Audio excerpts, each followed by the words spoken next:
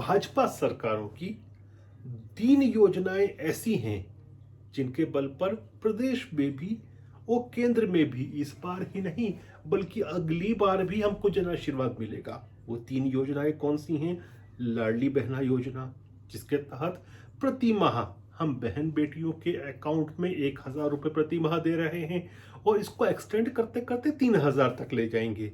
अब कांग्रेसी कह सकते हैं कि आप लोग तो 1,000 ही दे रहे हो, कमलनाथ जी आते हैं सत्ता में तो 1,500 देंगे। साहेब, आप 1,500 छोड़िए, आप 15,000 का वादा कर लीजिए, लेकिन जनता उसको नहीं मानेगी क्योंकि आप लोगों की क्रेडिबिलिटी नहीं है। याद कीजिए, जब किसानों के खातों में 6,000 रुपये मोदी जी ने डालने का वादा किया और डालना शुरू किए, तब राहुल गांधी ने क्या वादा किया था? उन्होंने कहा था कुछ 65-70 हज़ार रुपये प्रति वर्ष देंगे। किसी ने माना? नहीं माना, क्योंकि आप जो है झूठ बोलने में महारत है। वो जनता ये भी समझ रही है कि पहले भी कांग्रेस की सरकारें रहीं, केंद्र में भी रहीं, प्रदेश में भी रहीं।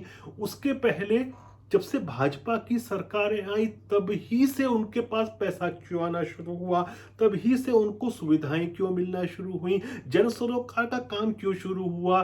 क्योंकि हम लोगों का विजन है और हमारी विचारधारा ये है कि एक अंतिम छोर पर खड़े हुए व्यक्ति को हमको सहयोग करना है, सहायता करनी है। दूसरी योजना जो है वो है प्रधानमंत्री आवास योजना। मैं देखता हूं आज भी कि बहुत सारे लोग इस देश में ऐसे हैं जिनको पक्के घर, अपनी खुद की छत मिली और वो लोग कभी अपने जीवन में सोच भी नहीं सकते थे कि उनकी खुद की छत होगी। लेकिन प्रधानमंत्री जी के विजनरी जो लीडरशिप है उसने उनको खुद का पक्का घर दिया, सबको लखपति बना दिया। और तीसरी योजना कौन सी है? आयुष्मान कार्ड की योजना।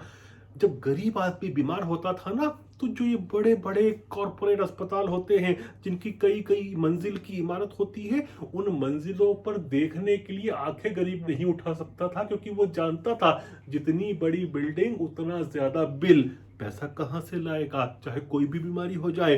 अब 5 लाख रुपए तक की गारंटी तो भाजपा की सरकारें दे रही हैं, तो जन सरोकार हो रहा है ना। इसीलिए मैं कहता हूं कि इन योजनाओं के तहत हमको जनता का आशीर्वाद इस बार ही नहीं अगली बार भी प्रदेश में भी मिलेगा और केंद्र में भी मिलेगा।